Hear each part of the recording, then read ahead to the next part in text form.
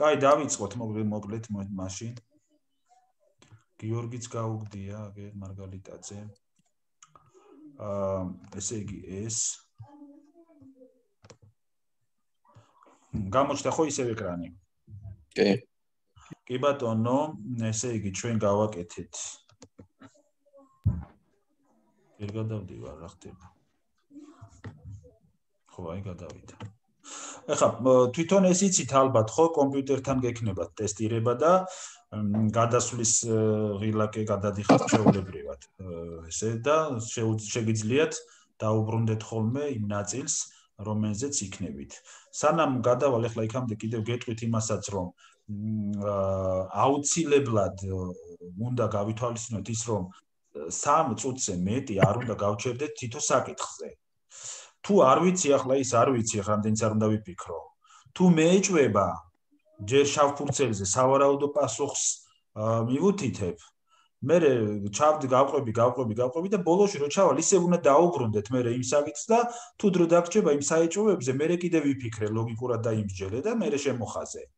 და რა თქმა უნდა სწორებიც უნდა გადაამოწმოთ ხოლმე, რომ შემთხვევით შეცდომა არ ძალიან ბევრჯერ არის შემთხვევა რომ შემეშალა, სულ გადამავიწყდა მე რო ესე მექნა ის ხო და ამიტომ ეს უნდა გავითვალისწინოთ. ჩვენ ესეც გავიარეთ. ეს გავიარეთ, კაცო. კი. მას რუკა დავასრულეთ. რუკაც გავიარეთ, რამე არ გამოგვიჭირს. კი, გავიარეთ. ბატონო. და შემდეგ არის ესეთი რაღაცა. და თომას მარიმ დამირეკოს მესენჯერზე თუ შეძლებსო.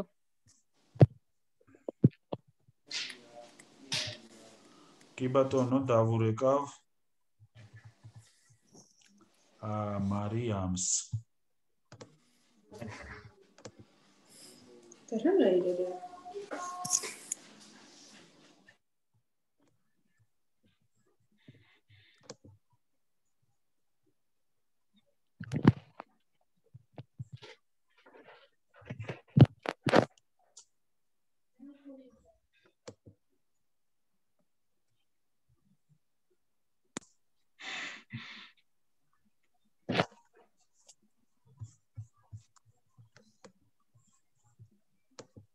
ხო. გავაგრძელოთ ესე იგი ჩვენ ხო ესა 22 და 23. ეხლა აქ არის ესე ვთქვათ სადისკუსიო თემა შეიძლება ითქვას ესენი და ეს არის შემთხვევა, როდესაც პასუხების ფურცლებში ვთქვათ პასუხს ვერ იპოვით. ანუ მოიცა ვუპასუხოთ ამ ადამიანს.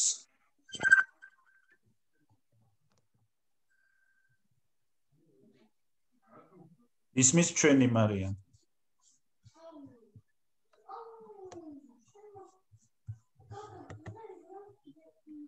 გესმის მარია.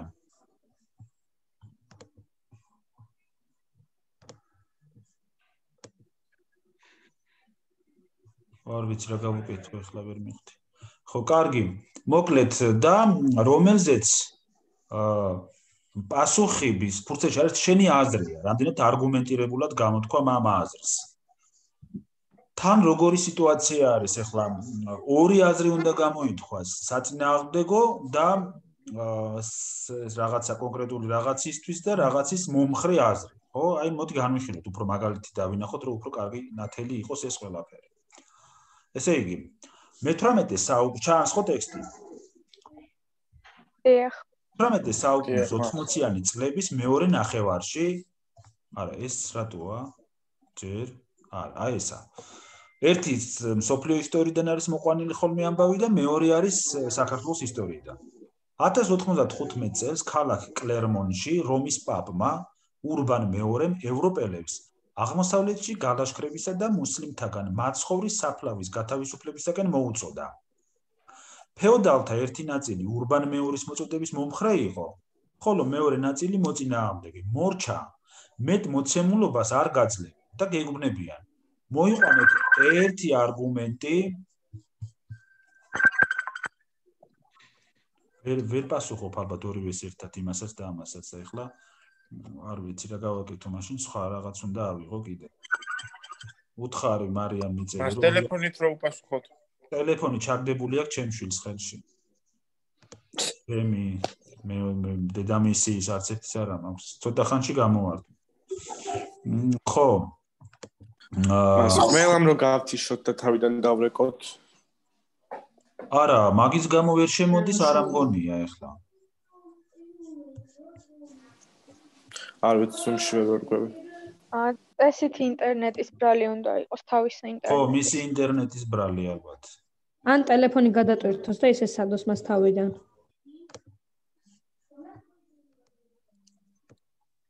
გონი სოფელშია წასული და ინტერნეტი არ იჭერს კარგად. კარგი, აბა ეხლა კიდევ ვცდი მე. ხო, ესე იგი, სად არის ტესტი ამასობაში?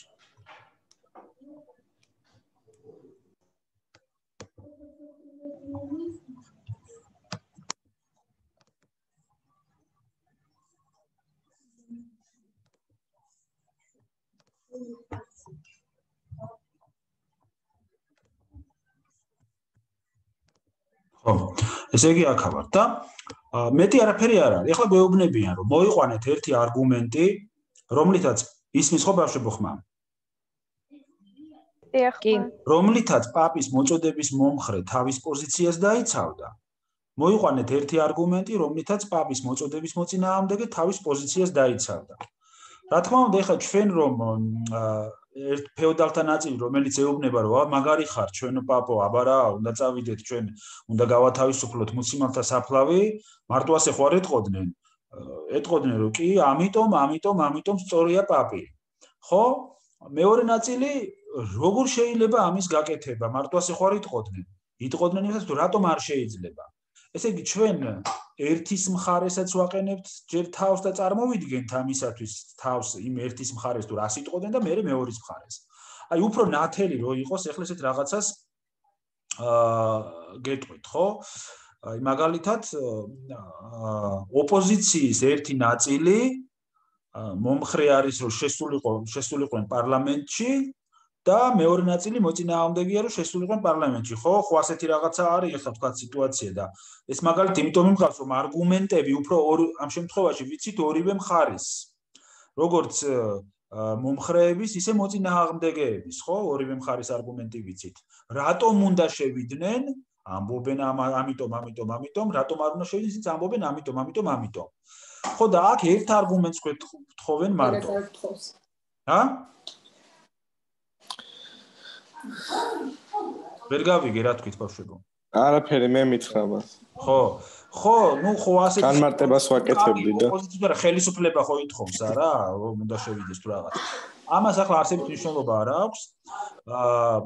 ან მაგალითად ნატოში გაწევრიანების თემა რო ავიღოთ, ხო? ერთი ნაწილი უჭერს მხარს, მეორე არის და ყველას თავისი არგუმენტები აქვს. ეხლა აქ ასეთ სიტუაცია არის. 1095 წელს ეყრება საფუძველი ჯვაროსნულ ლაშქრობას.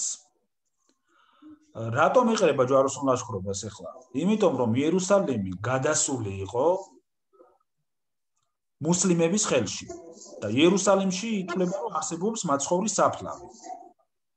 ეხლა ურბან მეორემ როდესაც ეს მოწოდება გააკეთა, მხარი მერე ბევრმა დაუჭირა სინამდვილეში და წამოიწყეს შედეგად ჯვაროსნული ლაშქრობები, მაგრამ რაღაცა ნაწილი იყო წინააღმდეგი. ორივეს ჰქონდა თავისი არგუმენტი, ხო? რომ გავიგოთ რა არგუმენტი ჰქონდა, ჯერ ურბან მეორის არგუმენტი უნდა ვიჩვენოთ, რატომ იწყებდა მას. ნუ ხა მას სურდა, რომ რელიგია გავრცელებული იყო, რომ კათოლიკე იყო და ქრისტიანი იყო და ბუნებრივია იერუსალიმის დაბრუნებაც უნდოდა და გარდა ამისა ახალი ტერიტორიებიდან პაპის ხაზინაში შევიდოდა მერე ასე იგი თანხა და ასე შემდეგ, მაგრამ ეხლა რატო იყვნენ მოწინააღმდეგეები? იმიტომ რომ მუსლიმთა კოალიცია იყო საკმაოდ ძლიერი, ბევრ ომში გამარჯვებულები იყვნენ და ევროპას ეხლა იქ რო ჩასულიყვნენ, უნდა გაევლოთ ჯერ ერთი უზარმაზარი გზები, უნდა წასულიყვნენ ესე იგი ევროპიდან გაევლოთ მთელი რიგი მანამდე დაპყრობილი ტერიტორიები მუსლიმების, ეხლა პირდაპირ იერუსალიმის საზღვარი ხო არ იყო ევროპა რა? ევროპას და იერუსალიმამდე იყო და ამას მოყოლოდა დიდი მსხვერპლი, დიდი ფინანსური დანაკარგი და სავარაუდოდ ვერც კი განსაზღვრავდი გაიმარჯვებდი თუ არა. აქედან გამომდინარე, რაც მე ვილაპარაკე მოცემულობიდან, აქედან უნდა გამოვიყვანოთ კონკრეტული წინადადებები. ეს წინადადება უნდა იყოს მოკლე, ახლა ამდენი კი რაც მე ვილაპარაკე. მოკლე, ლაკონური, თქვათ, ერთ-ერთი ასეთი, პაპის მოწოდების მომხრები რაც იტყოდნენ. უამრავ არგუმენტთან ერთ-ერთი იქნებოდა, თქვა და დავწერთ ასე. ესე იგი, ქრისტიანული რელიგიის უფრო ფართო ტერიტორიებზე აღდგენა გავრცელება. ეს შეგვიძლია დავწეროთ მომხრეებში. ან შეგვიძლია დავწეროთ ესე. აღმოსავლეთში გავლენის გავრცელება, როგორც ეხამთ, დიდ შემოსავალს შეუმოუტანდა ხაზინას და ასე შემდეგ. ერთ-ერთი წერთ მარტო რა. მოწინააღმდეგ ეხლა რაც მე ვილაპარაკე, ის როგორ შეიძლება ჩამოაყალიბო ერთ წინადადებაში. შორეულ აღმოსავლეთში ლაშქრობა ისეთ ძლიერ კოალიციასთან, როგორიც იყვნენ მუსლიმები, ძალიან სარისკო და არაპერსპექტიულია. ეს შეიძლება დავწეროთ. ან შეიძლება დავწეროთ, ვთქვათ, ასეთი წინადადება, რომ ეს მოიტანდა, ესე იგი, მოსახლეობის დიდ მსხვერპლს და დამთავრდებოდა უშედეგოდ. პრინციპში ახლა მართლა ასე იყო, ამას ამოთქვამდნენ ის ფეოდალები, მაგრამ თუ ვიცით, როცა რას გამოთქვამდნენ, მით უფრო ადვილი არის შესაბამისად მერე ამის გაკეთება. როგორც უკვე გითხარით, ასეთი წინადადება, ამაზე პასუხებში არ არის მზა, ესე ვთქვათ, მასალა, მზა პასუხი. ამიტომ ყოველთვის იტოვებენ გამსწორებლების სუბიექტურ დამოკიდებულებას. მაინც სუბიექტივიზმზეა დამოკიდებული და მაინც ასე თუ ისე იჭერენ ხოლმე აბიტურიენტების მხარეს. მეორე, როგორც გითხარით, არის საქართველოსთან მსგავსი, ესე ვთქვათ, სიტუაცია და მოდი ახლა ვთქვათ ერთად განვიხილოთ ეს 23 უნდა იყოს, ხო? მე-18 საუკუნის 80-იანი წლების მეორე ნახევარში ერეკლე მეორემ გადაწყვიტა, მოდი ის მიკროფონები გამოვურთეთ რა ბავშვებო. ერეკლე მეორემ გადაწყვიტა ოსმალეთის სულთანთან ურთიერთობა აღედგინა. ამასთან დაკავშირებით მან სამეფო კარზე თათბირი გამართა.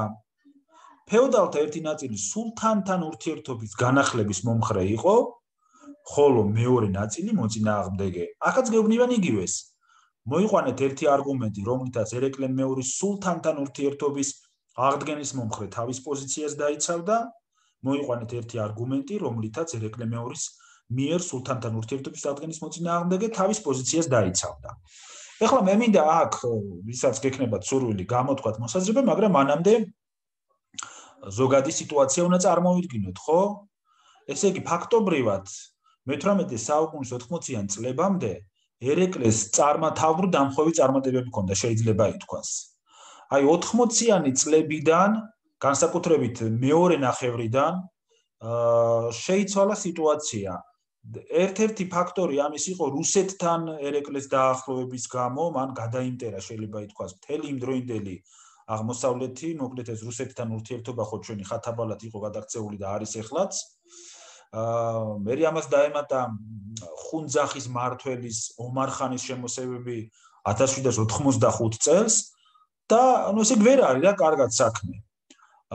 ირანი გაბრაზებული ყავს უფრო მეტად ეხლა ერეკლეს და იმიტომ რომ ეხლა ირანთან უფრო ახლოს არის ერეკლეს სამფლობელო და ამიტომ ცოტა ისეთ რაღაცას ცდილობს რომ საპირწოდ ეხლა ირანის მოწინააღმდეგე რაღაცა ბანაკი გააძლიეროს და ამიტომ ცდილობს ოსმალთან სულთანთან ურთიერთობის აღდგენა. რა ჭირდა აღსადგენი? ის ჭირდა რომ მანამდე რუსეთ-თურქეთის ომი რო იყო, იმ ომში რუსეთის მხარეს იბრძოდა ერეკლე თავისი ჯარით, ეს ცნობილი ტოტლებენის ამბავი, ახალციხის აღების მცდელობა და ამით გააბრაზა ოსმალთა სულთანი. ერეკლე ახლა ცდილობს ამ ურთიერთობის აღდგენას. აი ესეთი სიტუაციაში ცდილობს მოკლედ. მე მოგიყვანთ ახლა სიტუაცია. ხო და ახლა უცებ ამ სიტუაციის მე რომ ომში იყო ჩართული ოსმალეთის წინააღმდეგ და ესე იგი მთელ ამბებში იყო გარხლართული, გამოხლართული, უცებ მოიფიქრე რომ მოდი ოსმალეთთან დამეგობრდეთ და ახლა ურთიერთობის აღდგენა ამას ნიშნავს. ერთი ხალხი ერთი ეუბნება რას ამბობ მეფე უკაც რას ქვიაო როგორ შეიძლებაო და მეორე ეუბნება პირიქითო მეფემო კარგი აწოლება მიიღო აი რას იტყოდით მაგალითად ვინ იტყვის ვის აქვს ერთ-ერთი სურვილი რას იტყოდით თქვათ მომხრე და მოწინააღმდეგე თითო არგუმენტს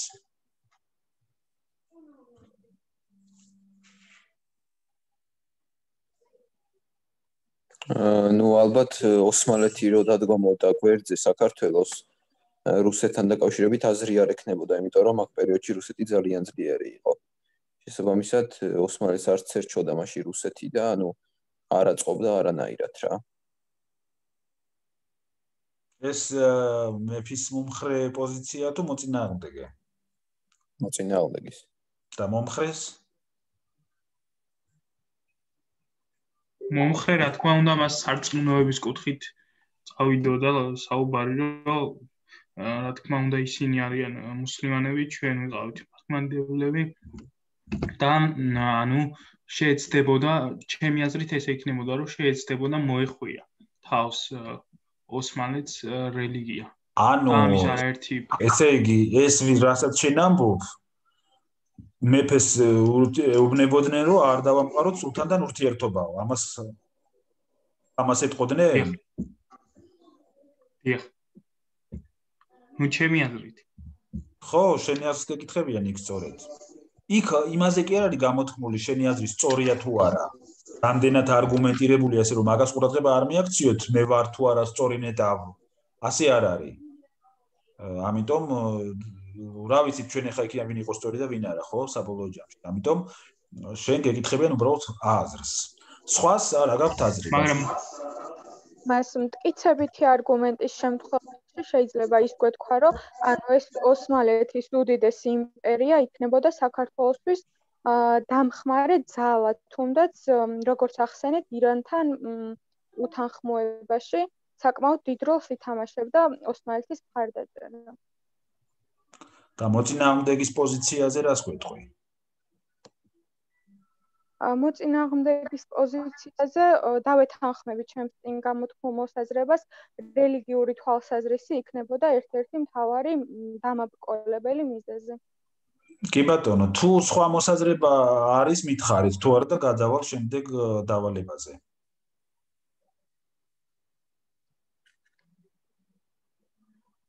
ან ჩემთან ხო არა გაქვთ შეკითხვა ამ ნაწილთან დაკავშირებით ვინმეს, აი უფრო მე მაქვს მას ერთი კითხვა. დიახ. ანუ რა მაინტერესებს მას? ერეკლემ რატო გადაწყვიტა ესე უცებრო ოსმალეთს ურთიერთობა დაიჭირა? ანუ მეგობრული ესე უცებ. ხო, აი ეს სიტუაციიდან გამომდინარე იყო, რომ აი უყურე ფაქტობრივად ოსმალური და ირანული აგრესიის თავიდან აცილების მიზნით გააბა ურთიერთობა რუსეთთან და დაადო კიდეც გეორგიევსკის ცნობილი დამანგრეველი ტრაქტატი ერეკლემ. ამით მან გადაინტერა როგორც ოსმალეთი, ისე ირანი. ეხლა ერეკლე ფიქრობს, რომ ორის გადამტერებას ჯობია ერთი მყავდეს გადამტერებული, ერთ-ერთი ეს არის და ამიტომაც მოდი ეხლა ირანი ცოტა ძნელი შემოსარიგებელი იყო და იმიტომ რომ რუსეთს ფაქტობრივად ირანის წინააღმდეგ იწევდა მთელი თავისი ცხოვრება კავკასიაში ის და მამამისი. ვიდრე უფრო ოსმალეთთან და ამიტომ ოსმალეთთან სცადა რომ იქნებდა ორივე მაინც არ შემობრძოლოს. გარდა ამისა თვითონ ირანი და ოსმალეთი ვერ იყვნენ კარგ დამოკიდებულებაში და თუ თქვათ ერეკლე რომელიმეს მხარეს იქნებოდა და ამ შემთხვევაში ოსმალეთის მხარეს იქნებოდა უფრო განმტკიცდებოდა კიდევ მისი მდგომარეობა. ნუ და სხვა მიზეზებიც იყო რა თქმა უნდა, მაგრამ უფრო გლობალური კუთხით ეს ესე გამოიყურებოდა.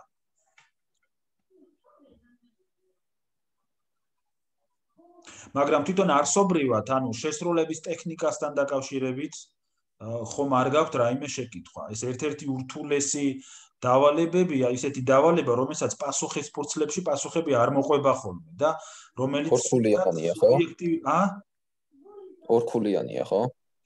ესე იგი, ორქულიანია, ხო? ორქულიანი დავალება 22, ორქულიანი დავალება 23. არგუმენტირებულად ჩამოყალიბებული ერთი მომხრე აზრი ერთი ქულით ფასდება და მეორე მომხრე აზრი, მეორე მოწინააღმდეგების აზრი ერთი ქულით. შეიძლება ერთი იყოს კარგად გამართული და მეორე არ იყოს, თქვა და თითო-თითო ქულა მოგიწიოს ან რაღაცა, მაგრამ 100-ია რა ეს და საურჭოფო რაღაცა არის და თუ კი ვინმეს რაიმე ტექნიკასთან დაკავშირებით ანეხლა ან სხვა დროს გაქვს თუ არა და გადავალ მე მგონი 24-ზე გადავიდე ბავშვებო. ამას პასუხი ძალიან ვრცელი უნდა იყოს. არა, მე ხო ვთქვი ეს ჩემი ხმაც უდათ ისმის თუ რა ხდება? კარგად ისმის. ხო არ ჭედავს ჩემი ხმა. ხო არა ეს ხო ვთქვი არა ვრცელი არ უნდა იყოს წეგამ თქვი, უნდა იყოს ლაკონური, მაგრამ ჩამოყალიბებული ხა უნდა მიხვდე. რას და ანუ რა მაინტერესებს? ანუ ეს საკითხი საპროგრამო იქნება თუ არა საპროგრამო? რა თქმა უნდა, საკითხი ნახე ეხლა პროგრამაში თქვენ ვერსად ვერ წააწყდებით და თემაში რომ რაღაცა თათბირი გაიმართა, ასეთ რაღაცას არ აკეთებენ, რომ უკვე ეს ის, მაგრამ ზოგადი სიტუაცია უნდა იცნობდე. ეხლა იქ რომ თათბირი გაიმართა და ერეკლეს კარზე და მე ამას ფიქრობდნენ და იმაზე ფიქრობდნენ, ამას ვერ ნახავთ ვერსად. მაგრამ სიტუაცია ზოგადი ახლა ჩვენ არ გაგვივლე ჯერ ეს ეპოქა და ამიტომ აგიხსენეთ სიტუაცია. ისევე როგორც ეხლა აი რო გავივლით ჯვაროსნულ ომს, როგორც აქ იყო 22-ში, ესე იგი რა იქნება? ის რომ ურბან მეორე კლერმონზე ხალხს კრებაზე მოუწოდა ჯვაროსნული ლაშქრობებისკენ და მე დაიწყო ჯვაროსნული ლაშქრობები. ეხლა იქ მეც ვერაფერს ვერ ნახავთ, ნუ ეხლა მოსაზრებები და ვინ რა მოლოდინი ქონდა, იმას კი ნახავთ, მაგრამ მეც ვერაფერს ვერ ნახავთ. ამ სიტუაციის ცნობაზია, გისმენ? მაგალითად, როგორც ზედა რომელიღაც მაგალითში იყო, პირველი თუ არასწორი ქონდა, მეორეს არ გითვლიდან, აქაც ეგრეა? არა, არ არის, ეს ხო გითხარით, ზეგამ თქვი უკვე, რომ შესაძლოა ერთს გასცე და მეორეს ვერ ათქო. აქ არ გითვლიან მაგას. მე ხლა ანუ რა აზრით არ უნდა ქონდეს რეალურად ქულას არ დაგაკლებენ მაგის გამო ხო? არა, არ დაგაკლებენ, თუ აზრი უნდა მიხვდნენ რა თქვი. შეიძლება საერთოდ ისეთი რაღაცა თქვა, რომ აი მაგალითად სულ არ ყოფილა იქ. აი ის მაგალითად ეხლა რომ განვიხილეთ, ხო ერეკლეს ამბავი, თუ ან კლერმონის ამბავი. აი ესე იგი რა იყო იქა პაპის მომხრე. ხო და შეიძლება თქვა, რომ ესე იგი მომხრები რა სიტყოდნენ? კაცობრიობის ერთადერთი ხსნა იერუსალიმში ჩვენი ჩასვლა. ხო? ნუ რაღაც ცოტა ესეთი პოეტური ნათქვამია, მაგრამ აზრი ხო გაიგეთ რა ვთქვი? ანუ აზრი უნდა იყოს ეს. და პრინციპში ხა კი იყო იქაც მართლა ასეთი ფანატიკური დამოკიდებულებაც, მაგრამ ან ასეთი რა უფლება აქვს, თქვათ, მუსლიმები ფლობდნენ წმინდა ქრისტიანულ ადგილებს. ხო, ესეთი რაღაცებიც იყო იქ. ასე რომ აქ სრულად თავისუფლება გეძლება, ხო და აზრი უნდა იყოს მომხრესაც ამბობ თუ მოწინააღმდეგეს ნათლად იყოს წარმოქმნილი. კარგი. გადავედით. როგორც გავიგე ერთს მას, როგორც გავიგე ანუ ჩვენი აზრი უნდა ჩამოვაყალიბოთ, ხო, მანდ? კი, თქვენი აზრი, ამ შემთხვევაში თქვენი აზრი უნდა ჩამოვაყალიბოთ, ამიტომ მასზე არ არსებობს მზაპასუხი, იმიტომ არა აქვთ რომ შენ როგორ გამოთქვა აზრს, ამაზეა ლაპარაკი, ანუ აზრს ნათლად აყალიბებ თუ არა. ახლა თან ამით ხვდებიან რას, რომ ესე იგი ვინ არის, ვინ უზის ამ გამოჩნდას ეს სტუდენტი. ბავშვებო, ითიშება და თავიდან შემოვალ. ისევ თავიდან არ დააგვიანებ ძალიან.